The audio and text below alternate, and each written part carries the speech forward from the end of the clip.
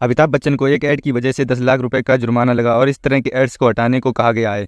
आइए आपको बताते हैं क्या है पूरा मामला। लेकिन एक सेकंड, देखिए, आप लोगों को पता होगा कि सुशांत सिंह राजपूत के केस में अभी तक ये पता नहीं चला था कि उन्होंने सुसाइड किया था या फिर उनका मर्डर हुआ था।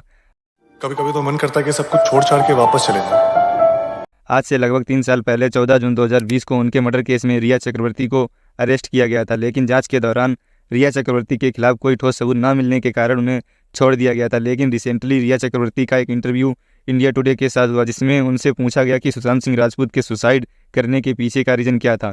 What really happened to Sushant Singh Rajput? Why did a young man, seemingly destined for big things in Hindi cinema, commit suicide? Someone who's famous has a mental health condition people don't understand. They are like, he has fame, he has success, why is he depressed? I don't understand.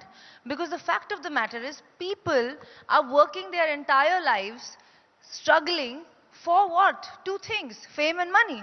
So when they have somebody who has fame and money, but one second, he's depressed, तो मैं ये क्यों कर रहा हूँ या मैं ये क्यों कर रही हूँ?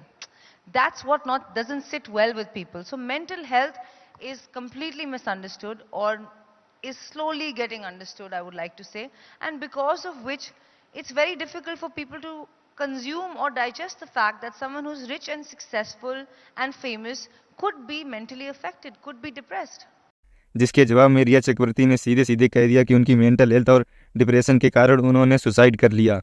मैं आर्टिकल पढ़ रहा था, उसमें ये लिखा हुआ था कि कुछ 93,000 तरीके से आप रोज मर सकते हैं। तो आप सोचिए, अगर आप एक दिन सरवाइव करते तो आप कितने लकी होते कि आप 93,000 तरीके से नहीं मरते। और अब बात करते हैं अमिताभ बच्चन के बारे में। देखिए, इस टाइम पर फ्लिपकार्ट की बिग बिलियन सेल शुरू हो चुकी है। इस वजह से कंपनी के कई एड्स वायरल हो रहे हैं। इसी बीच कंपनी के ब्रांड एम्बेसडर अमिताभ बच्चन का एक ऐड देखने को मिला है, जहां वो कंपनी के ऑफर्स के बारे में बताते दिख रहे हैं, लेकिन उनकी कही एक लाइन ने सभी को नाराज कर दिया है। बिग बी ने ऐड में कहा है कि यह दुकान पर cat confederation of all India traders ने कंपनी और एक्टर के खिलाफ CCPA यानी सेंट्रल कंज्यूमर प्रोटेक्शन अथॉरिटी में झूठा दावा करने पर आरोप लगाते हुए शिकायत दर्ज की है, क्योंकि मोबाइल फ़ोन पर एक्सक्लूसिव डील और छूट केवल उनके प्लेटफॉर्म पर ही मिलेगी, ना कि किसी ऑनलाइन स्टोर पर, जो कि एक तरह से झूठ बोला गया है, जिसकी वजह से उन पर 10 लाख का जुर्माना लगा है। ऐसी और अपडेट्स के लिए सब्सक्राइब कर लें।